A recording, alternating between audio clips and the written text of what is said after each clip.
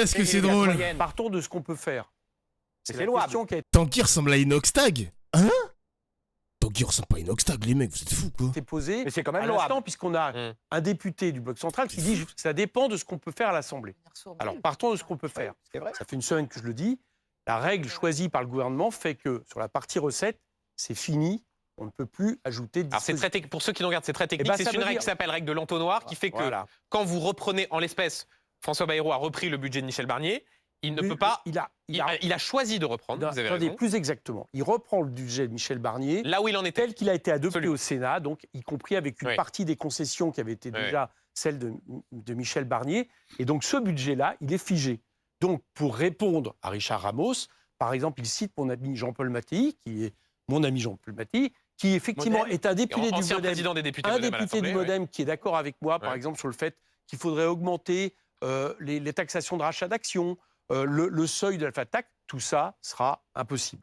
Donc c'est en cela que je dis que d'un point de vue recette, on n'a rien à attendre. Il y en aura plutôt un peu moins en réalité que ce que M. Barnier prévoyait, parce qu'il y a certaines recettes qui ont été abandonnées. Il y en a une, je suis très fait d'accord, c'est la taxe sur l'électricité qu'on a tous réclamée, qui a été abandonnée, mais il ne peut pas y avoir de nouvelles taxes. Donc, qu'est-ce qui va être fait? Et Mme Le Monchalin Alors que vous le vous dit, dites qu'il faut qu'il y ait davantage de taxes. ah bah, moi, je suis, on l'a dit Ouais. très clairement, nous, on est pour taxer tous ceux qui ont bénéficié de manière outrancière de la politique de M. Macron depuis 2017, donc notamment en rétablissant l'ISF, en faisant en sorte, à minima, d'augmenter le seuil de la flat tax Bon, pour vieux Dauphin, revenir ça va quoi, sur une SKD? partie des recettes qu'on a dilapidées, qui sont parties en Dauphin, est-ce que tu bosses avec Dany et Raz? Non? dividendes, qui sont Non, parties non. en accumulation de richesses. Bien, on peut Je pas le stream faire à au mon budget. compte, ma Donc, gueule. ce C'est budget, mal, c'est mal d'un point boss, de c'est vue mal recette, patron, il mec. reste, absolument Je dépends de imparfait. personne, ma gueule. Et pour aller chercher les dépenses pour atteindre 5,4% de déficit, on va baisser par rapport à M. Barnier de 10 à 15 milliards de plus la baisse des dépenses publiques pour atteindre les 33 milliards de Mme Monchalin. Le bilan de ça, maintenant je vous ai présenté le problème. Donc c'est sur les dépenses où le débat va avoir lieu. Il va avoir lieu au Sénat, donc inutile de vous dire que vu comment est composé le Sénat, vous n'allez pas avoir le résultat de l'Assemblée où on avait réussi justement à baisser, à faire en sorte de non seulement revenir sur cette baisse de dépenses, mais même faire des augmentations là où c'est nécessaire, par exemple sur la transition écologique, qui est une catastrophe au niveau de notre pays. Donc C'est le Dany budget Arras tel qui qu'il bosse va pour nous être moi. présenté, je vous résume, moins de recettes, plus de baisse des dépenses publiques, donc encore plus de récession parce que c'est un effet récessif, Bien. et on ne répond ni à la question de la transition écologique, ni à la question de la relance de l'activité, justement, par le développement durable, Eric etc., etc. Alors, Donc, c'est le non, mais budget Eric Barnier Coquerel, en ça pire. c'est Voilà. votre vision et l'exposé que Ah non, vous mais venez c'est de faire. la- non, Comme non, on a du temps c'est pour parler des objectif. questions budgétaires, On a bien j'aimerais parlé, qu'on hein, on a essaye bien parlé, ouais. de prendre un petit peu point par point et commençons par la fiscalité. Vous venez d'évoquer avec Voilà. effectivement cette subtilité technique Ah bah, c'est- qui fait d'ailleurs elle est importante. Éric Coquerel qu'aujourd'hui, pardon, Amélie de Montchalin, la ministre du Budget, propose qu'il y ait un nouveau texte pour pouvoir insérer un certain nombre de dispositions fiscales, puisque précisément dans le budget, il est difficile compte tenu du principe Alors, de je suis plus non-rétroactivité. tout à fait sûr qu'elle le propose. Je vais vous dire Alors. pourquoi. Vous voulez que je vous dise, je te donne une information. Ouais. Le gouvernement vient de décider. Alors, ils avaient décidé de supprimer la taxe sur les hauts revenus. Ouais. Soi-disant pour un problème de rétroactivité, à mon avis, qui n'existe pas, parce qu'on peut faire un acompte. Et ils avaient décidé de la remplacer par une taxe sur le patrimoine. Cette taxe sur le patrimoine, je l'ai expliqué, elle ne peut pas être mise dans le PLF. Projet de loi Ouais, de finances, voilà. budget de l'État. Donc, éventuellement, il était question d'une loi par la suite. Comme cette loi par la suite, il faut encore croire au mirage. Ce qui vient d'être décidé aujourd'hui par le gouvernement, c'est que finalement, il maintenait la taxe sur les revenus. C'est une information officielle qui est du gouvernement et qui fait que c'est cette taxe qui va être maintenue. Vous êtes ancien ministre de l'économie et des finances. Quand les Français entendent pas de hausse d'impôts. Mais parce que tu vas rejoindre le parti La France Insoumise. Non, les mecs. Ouais, on est en FAQ ou quoi, frère? Attends, je vais voir si Besançon il va parler de. Non, parce que là, les droitards et tout, je m'en fous un peu. Bon, Tanguy David, on peut. Enfin, Tanguy David. Jean-Philippe Tanguy, pardon, on peut écouter ce qu'il a à dire. Bayrou a par exemple évoqué cette question des agences et des opérateurs de l'État sur lesquels on pouvait faire des économies. Et qu'est-ce que vous avez envie de dire, Antoine Armand? Justement, Antoine Armand le sait, puisque Justement. lui présenter cette mesure sur les agences qui a été reprise pour le moment, visiblement, par le nouveau gouvernement. 2 milliards, on proposé 4. Il y a beaucoup d'agences dans notre pays, plus de 1000. C'est un peu compliqué, mais 200. elles ont de la trésorerie. Et sur cette trésorerie, il y a des excès de trésorerie. Donc vous êtes d'accord avec, Non, François Bayrou, visiblement, Antoine Armand? c'est eux qui, à ce terme, ont été d'accord avec nous, mais ce n'est pas le sujet. Ouais. Oui, on peut faire des économies sur ces agents, parce que mon grand désaccord avec la gauche sur l'état des dépenses. On a l'impression, en écoutant les différentes forces de gauche, que toute dépense publique est bonne par nature. Non, il y a des dépenses qui sont inefficaces, il y a des dépenses qui sont de la gabegie, il y a des dépenses qui ont échoué. Madame Tondelier parlait à juste titre de l'isolation des bâtiments, de la rénovation thermique des bâtiments. Tout le monde veut rénover, aider les Françaises et les Français à rénover leurs bâtiments. Mais la méthode choisie n'a pas été la bonne. Aujourd'hui, vous avez des rapports très durs, et le ministre le sait, puisqu'il en a eu connaissance, sur la prime rénov' qui est inefficace, sur la rénovation des bâtiments où il y a un nombre considérable de fraudes, où l'efficacité de la rénovation n'est pas à la hauteur de l'argent qui a été investi, où des gens découvrent qu'ils pensaient faire des économies sur la facture. Ils n'en font pas, où il y a ce qu'on appelle l'effet rebond. C'est-à-dire qu'on pensait faire des économies d'énergie. En fait, on dépense plus d'énergie et la facture ne bouge pas. Tout ça, c'est renseigné. Parce que c'est mal fait. Tout ça, c'est documenté. Non, mais d'accord, mais ce sont les dispositifs que vous soutenez aujourd'hui. Par exemple, le Rassemblement national a été à l'origine d'une étude très importante de la Cour des comptes sur les certificats d'économie d'énergie. Nous avions dit que c'était un objet de fraude massive. Non, mais excusez-moi, c'est 300 € par personne et par an. Vous ne parlez pas de fraude sur l'argent public. Non, mais c'est 300 € par personne et par an. Eh bien, je prends, parce que je prends à témoin. Non, mais ça vous dérange que je dise ça, parce qu'évidemment, c'est une co-création UMP socialiste vers les certificats d'économie d'énergie. Eh bien, le rapport, et je prends le président Coquerel qui a assisté à la présentation, est accablant sur le niveau des fraudes. Il y a une dérive totale, c'est-à-dire qu'aujourd'hui, c'est 300 €. Non, mais excusez-moi, c'est concret. Aujourd'hui, c'est 300 € et demain, ce sera 500 €. Marine Tondelier, qu'est-ce que vous voulez dire à Jean-Philippe Tanguy là, parce qu'on comprend pas là. Mais parce qu'il nous parle de fraude à l'argent public, alors que son parti est très mal placé en ce moment pour en parler. Et que si aujourd'hui, sur ce plateau, il y a un parti qui a fraudé de l'argent public. a dit tout à l'heure. Attendez, laissez Marine Tondelier. Ah ouais, Marine Tondelier, ah ouais, ça met des petites balles comme ça, des petits coups en sous-marin comme ça là. Marine Tondelier, c'est ça que tu nous fais. Terminer de quoi, raconter n'importe quoi sur la fraude qui n'est pas prouvée. Mais vous demandez à aller regarder la vérité des dépenses et s'il n'y a pas de fraude sur l'argent public. Excusez-moi, vous êtes de quelle commune déjà? C'est le vôtre. Vous êtes d'Hénin-Beaumont. Le Rassemblement national a viré un des maires les plus corrompus. Il était qui? C'est pas le Rassemblement national qui l'a viré, c'est le Conseil des ministres à l'époque en 2009. C'est le seul maire qui a été démis de ses fonctions par le Conseil des ministres en 2009 et qui est allé en prison. C'est pas le Rassemblement national, c'est pas Fantomette Marine Le Pen qui l'a mise en prison. Alors, Olivier, je donne la parole dans un instant, Nicolas Bay. Attendez. Ah, s'il vous plaît. Je vous donne la parole. Yo, mettez la cloche. Elle est arrivée toute seule. Non, mais c'est-à-dire qu'on me demande des choses concrètes. Je parle de 2 économies concrètes et je peux pas finir mon propos. Donc en fait. Attends, mais j'ai l'âge d'Antoine Armand, sérieusement? J'ai le même âge que ce mec. Il a 31 ans, vraiment. Je vais vouloir faire des économies. Je vous ai exposé 2 économies concrètes. Je mets au défi les personnes qui sont là de montrer que ce que j'ai dit est faux, que les rapports d'inspection sur ces dépenses sont fausses, que c'est de la mauvaise dépense, que c'est de l'argent qu'on fait payer aux Français qu'on pourrait dépenser autrement, voire leur rendre directement. Et on vous a entendu. Les Français peuvent aussi rendre de l'argent. Il y a 2 personnes qui ont concrètes et c'est quand même 5 milliards d'euros en tout. Oui, mais donc vous arrêtez attendez, la calvitie l'a détruit. S'il vous plaît, Marine Tondelier. On améliore le dispositif. Attendez, Marine Tondelier, il faut faire circuler la parole là sur les questions. S'il vous plaît. Ça coûte pas forcément de l'argent. Il y a 2 personnes à l'extrémité de cet hémicycle. La gauche pense toujours que tout coûte de l'argent. Non, mais ça, c'est vraiment une mentalité. Jean-Philippe Tanguy, toute politique coûte de l'argent. Bah oui, mais je réponds. Et vous avez répondu, et on a entendu. Voilà. On a parlé d'écologie, on a parlé de... En fait, c'est un clown ce mec, c'est pas possible. Ah ben putain, voilà, merci Olivier Besançon, il va parler. Non, c'est juste que je parlais des 2 personnes qui sont à l'extrémité de aux 2 extrémités de cet hémicycle. Olivier Besançon, d'abord sur le budget tel qu'il a été présenté. Est-ce qu'on peut vraiment dire qu'un budget est austéritaire quand on en est à ce niveau de dépenses publiques, à ce niveau de dette publique et à ce niveau de déficit public? Oui, on peut le dire. Ah bon? On peut le penser, on peut même lutter contre d'ailleurs, et j'espère qu'on luttera contre. C'est pas le premier, c'est pas le dernier. On parle d'un budget, parce que là, franchement, mais comment vous voulez qu'on comprenne quoi que ce soit? Sérieusement, enfin, on parle d'un... Je veux dire, même, quel est le sens politique du budget? C'est pas qu'une affaire comptable. Un budget, c'est pas un plan de recouvrement pour d'hypothétiques créanciers, qui sont d'ailleurs des vrais spéculateurs, parce qu'on spécule sur les déficits publics et sur la dette. Mais là aussi, c'est des questions de projets de société différents. Moi, je pars de l'idée qu'un budget public, ça devrait être comment gérer les ressources qui sont créées par la collectivité pour allouer des besoins qui sont ceux de la collectivité et chercher à les satisfaire autant que faire se peut, et puis en prenant en compte évidemment les réalités écologiques. Pour moi, c'est ça, un budget. C'est partir des ressources, y compris savoir où va l'argent public, puisque c'est de ça dont on parle.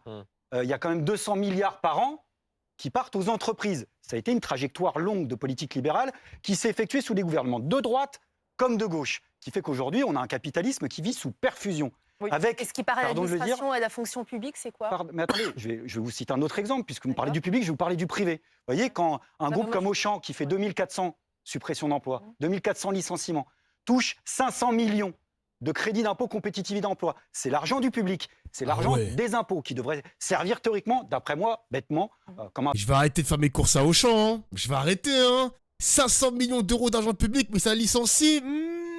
Je crois, mais Kellogg's, je vais les acheter à Leclerc, hein. Ou peut-être chez Carrefour. Non, pas Carrefour. Carrefour, non, pas Carrefour. Béotien au service public, qui en effet sont dans un mauvais état, vous avez parfaitement raison là-dessus. 500 millions, le groupe Muliez. Mais je crois qu'Auchan, ils sont dans la merde financièrement, les mecs, il me semble, hein. Ah, il y a un mec sur le chat qui l'a précisé. Il me semble qu'ils sont vraiment dans la merde au point de encore plus supprimer des emplois et peut-être que même... Alors, on prend des pincettes quand même, les gars. À ce qui paraît, Auchan va disparaître. Genre, Auchan va disparaître, genre, du champ français, genre, du pays. Genre, c'est la D en ce moment pour Auchan, hein.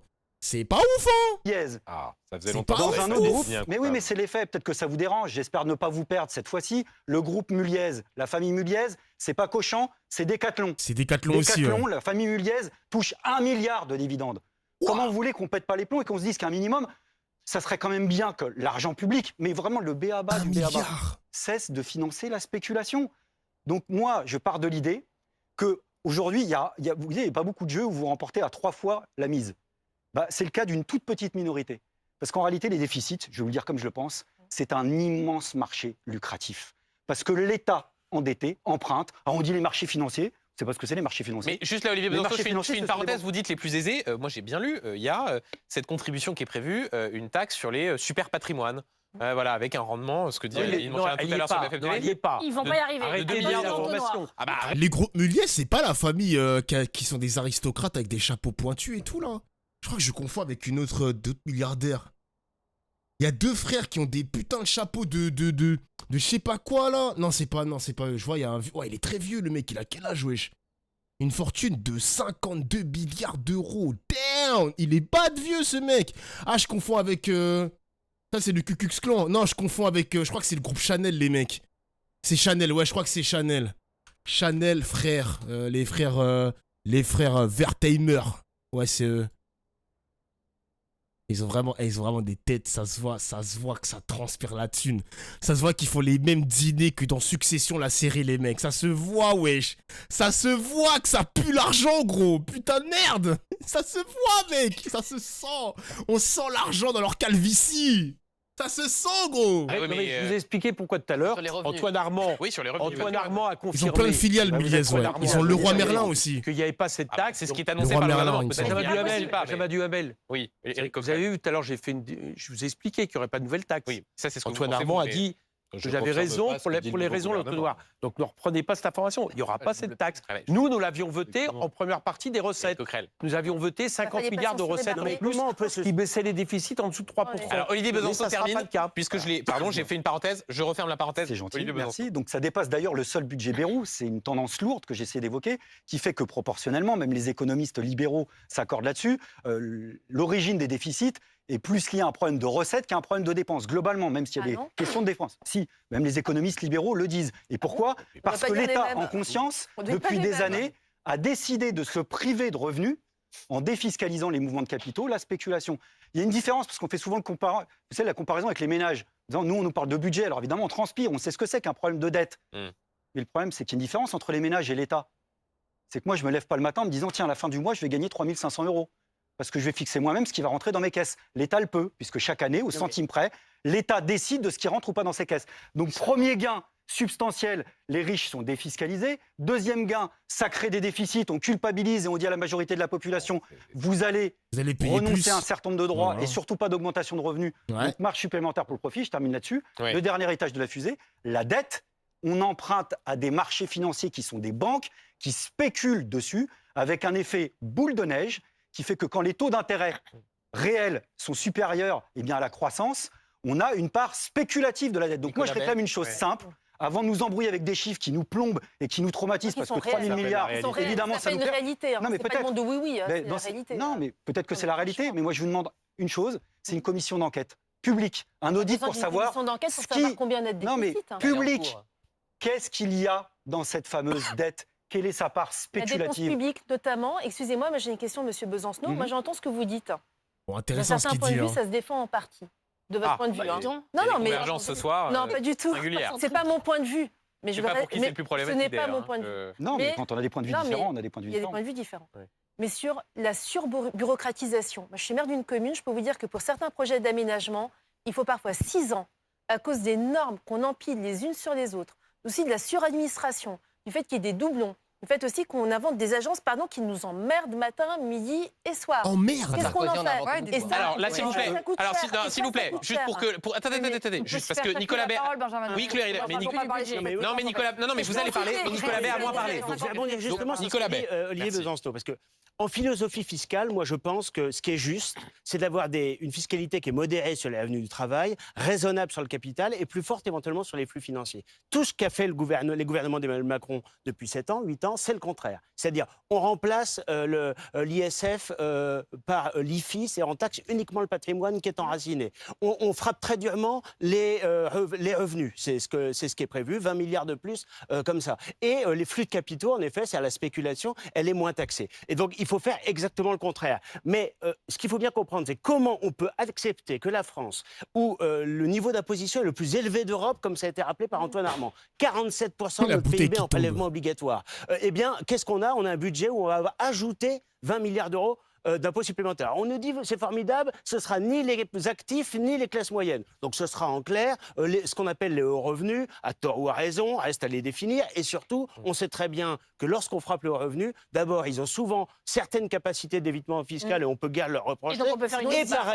Et par ailleurs, on sait aussi que ça, que c'est vous qui êtes un patriote, et on sait aussi. On se barre pas à l'étranger pour. Non mais je dis pas qu'ils fraudent. Je dis juste qu'ils essayent d'échapper à un impôt qui est confiscatoire. Non mais ils essayent d'échapper à un impôt qui est confiscatoire et surtout, on sait que ces impôts-là sont souvent contre-productifs. Réponse de Claire Ridel. Non, attendez, ils sont souvent contre-productifs, ces impôts, parce qu'en fait, ça aboutit à ce qu'ils aillent investir ailleurs. Mais comment on règle le problème de fond? Le problème de fond, c'est qu'on a 20% de la population active qui est fonctionnaire dans notre pays. On a trop de fonctionnaires. Le vrai enjeu, c'est pas de récupérer 200 millions par-ci. Alors, Nicolas, s'il vous plaît. Le vrai enjeu, c'est de dégraisser l'État, d'avoir moins de fonctionnaires. Et là, vous ne répondez pas globalement. Est-ce qu'il y a trop d'enseignants? Moi, je suis prime l'ARS. Est-ce qu'il y a trop d'enseignants? Dans l'éducation nationale, est-ce qu'il y a trop d'enseignants? Pas d'enseignants, mais dans l'éducation nationale. Dans les écoles? Attendez, mais si, ça m'intéresse. Et Coquette, je vous réponds. Non, mais parce que fonctionnaire, c'est global. Est-ce qu'il y a trop d'enseignants? L'éducation nationale. Est-ce qu'il y a trop de policiers? Est-ce qu'il y a trop de pompiers? etc. Mais dans l'éducation nationale ou dans l'hôpital, il y a beaucoup trop. Il y a beaucoup trop de bureaucrates par rapport aux opérationnels. Bien, et on vous a entendu, Nicolas Bay, s'il vous plaît. Le ratio des personnels administratifs par rapport aux enseignants est trop élevé. Le ratio des administratifs par rapport aux soignants est trop élevé. Si on ne fait pas cette diminution de la dépense publique, on ne retrouvera jamais un niveau satisfaisant de prélèvement obligatoire. Avant de parler de la question de l'immigration, je voudrais que... Quel FDP c'est macroniste? Alors, moins de fonctionnaires, moins de profs, genre... Non, alors c'est pas un macroniste, Nicolas Bay, les mecs, hein. C'est un proche d'Éric Zemmour, hein, donc... Voilà. Bon, voilà. Attendez, on va mettre Jean-Philippe Tanguy. Vous passez une bonne soirée ou pas? Oh, l'immigration! Oh, putain! Aïe. Le sujet de l'immigration, mesdames et messieurs.